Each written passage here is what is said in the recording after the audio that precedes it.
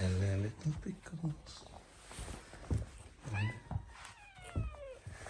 How are you? I know what you would like. What would you like? Would you like one of these? Yeah? One of these? Come here. There you go. Look, it's here for you.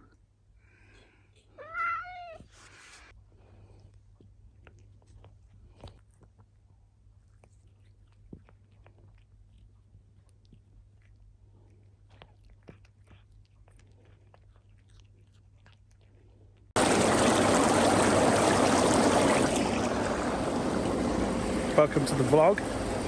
Barbecue is on the go. The weather is amazing. I got my sister over this weekend. Ellie's away at the moment, and yeah, just having a lovely summer's day in the UK, which is rare. So what's up? What's happening? What's different? I have some cool news that I've been working on. Branding of my artist name. So I might as well just let you kick into the intro so you can have a look at my new artist name. Here's to vlog number, oh God, I've lost count now. Let's just keep going with them.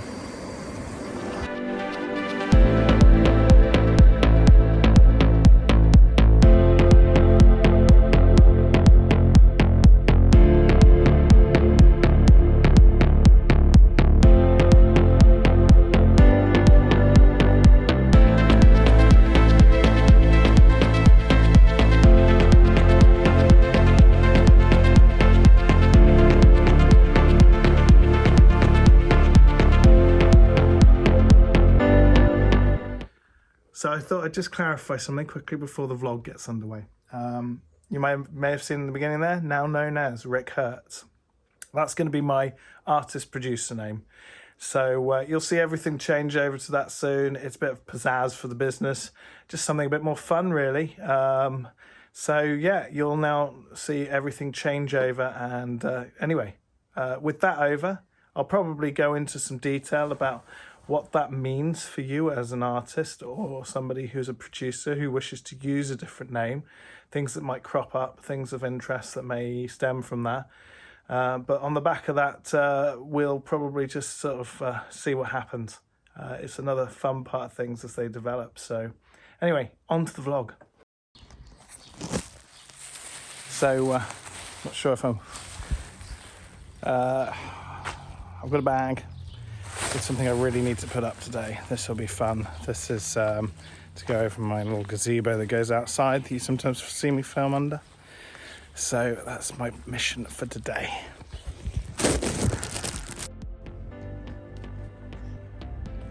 Oh my God, that was a bit hot. Still, it's up. It's functional. I need to still get some bits done, but it's way too hot for me to try and figure out how to do that today. Whew. That was a great idea.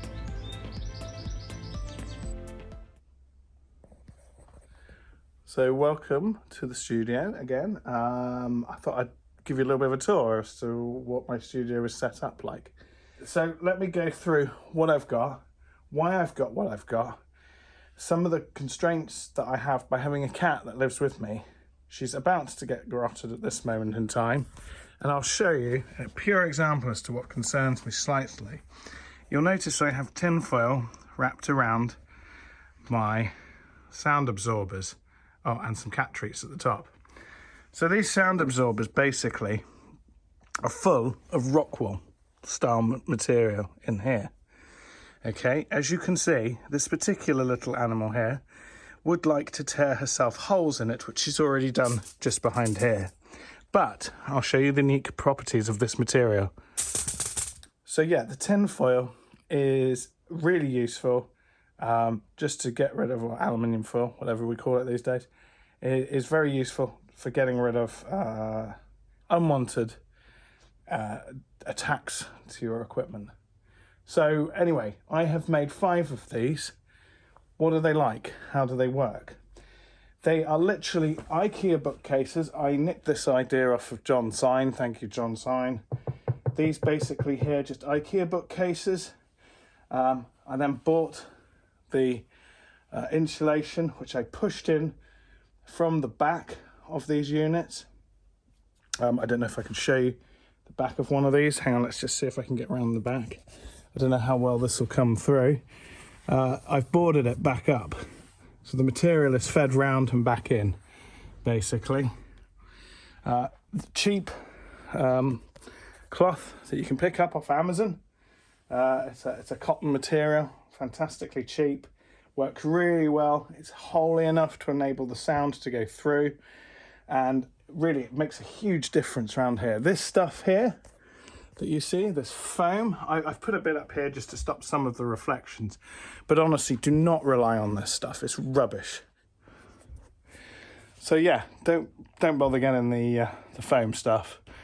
If you've got some of it, you might be able to integrate a little bit of it just to reduce some reflections, but don't expect it to do much, especially for bass. If you want to control your bass frequencies, you need this sort of stuff. The difference that this has made to my room is considerable. I have moved them around a fair amount to try and get the best performance.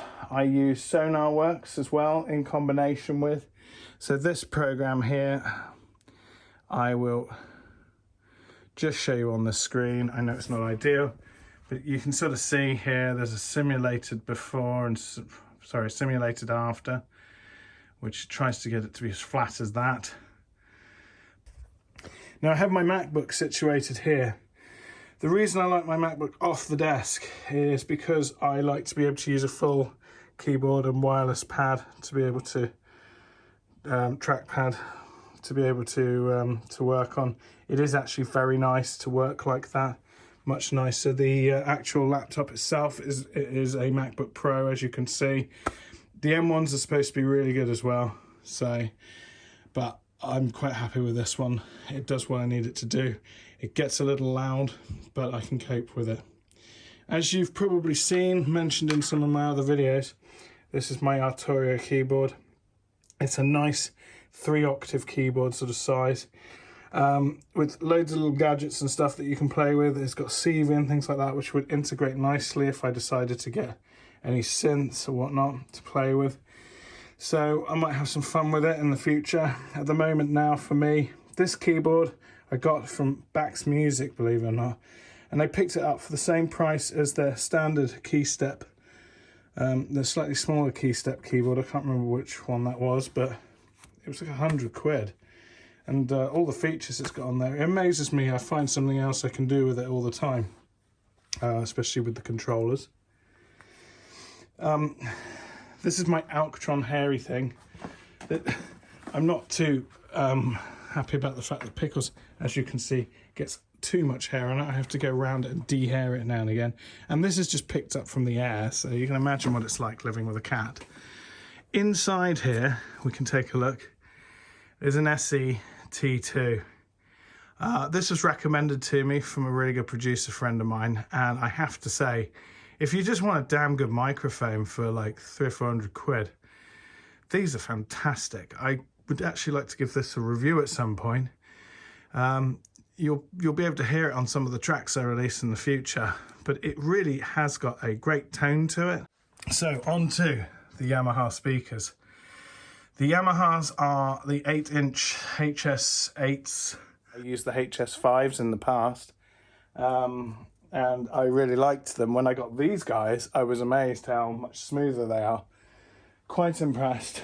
Just a few things on the back, so you can see what they actually have on there. Literally, there's a room control here, and a high trim control here. I tend to leave them flat, and I try to move the speakers around to be able to actually position these things. The stands are Gorilla stands. They're really cheap. There is one more key component here, which is this. I've had this beast for a long time. The RME Babyface Pro. Why is it really good? Well, let's just go through it quickly and just show you why, if you haven't ever looked at one of these things. Firstly, it's a bus-powered interface, so it's all powered through here. You can plug it in and add more power if you need it. I've never had that problem. 2 headphone outs. This one wasn't independently controllable. I think the new one might be the new Babyface Pro. 1, 2, 3, 4 inputs. Okay, 2 of them are mic pre's. 2 of them are just line-ins. 2 outputs. You can also use one of the headphone connectors as an output for speakers, and it works really well. Plus ADAT, MIDI.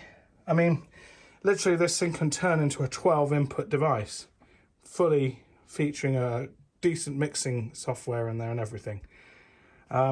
It's high quality.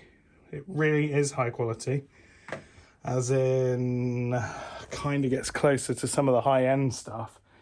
You know, we're talking sort of thousands of pounds ranges. The reason I like it is partly for that. It's just probably the highest quality small sounding unit, or one of a few units out there available that's as good as it is. The best thing is the drivers. The drivers on this thing are really, really sweet.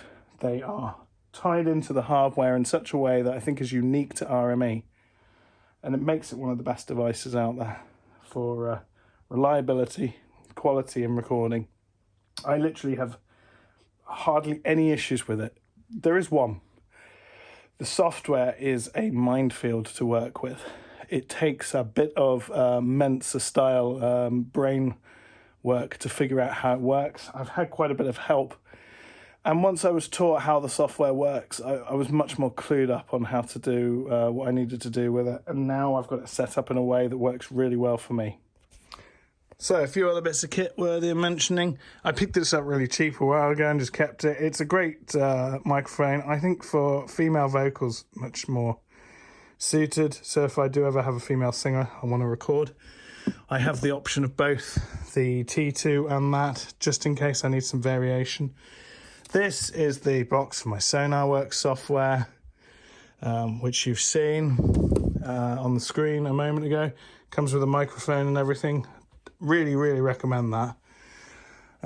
This is my laser light, which I just have here, basically. And I chuck on at night, maybe for a bit of the old sparkly vibes, which you may have seen on some of my pictures. So that's my sort of setup. All my actual sort of stuff that I do is in the Mac. And one of the big reasons for that is I kind of want to know I can take that wherever I need to go and keep working on stuff. If I have a Behringer synth here, it'll be great fun, but unless I record it and make sure it's actually just physically an audio track, I'm going to have an issue because I won't be able to get to it if I'm away for some reason. And I sometimes have to go away, as you do. So, yeah. So that's my setup.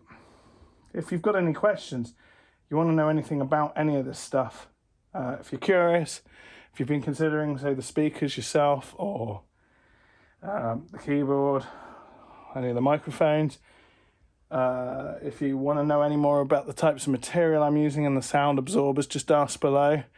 I can give you some stuff over in the UK as well, if you're based over here, that will help you to just understand what to look for in the material. I had to do quite a bit of research before I forked out for this stuff, so I wanted to make sure I got the right stuff, So thanks for watching. Hope you enjoyed the little studio tour there. I've got lots of things going on at the moment. Not only in my new name, Rick Hertz, my business name, which is going to be used now on promoting all of the business side of what I'm doing musically. I've been mixing the track for the label, which is coming along nicely. I still need to do quite a bit of work on that one to get it to the point where I'm happy. Balancing it all still with a full-time job and just trying to keep up with everything. There have been a few little mistakes. I don't know if you've noticed in the vlogs over the weeks. I think the last one I put J instead of June. And it just completely missed me. And even though I watched the vlog several times, it's not the sort of thing I picked up on because I'm too busy checking over everything else. So yeah, there's a number of things that I've got to get more efficient at doing when I'm making the vlogs, but also just managing my business and keeping everything going. But it's all great fun, and I'm learning so many little things as I go along, tricks for myself to improve the way I work. Anyway, thank you again for watching, and I will catch you all next Sunday Catch you later.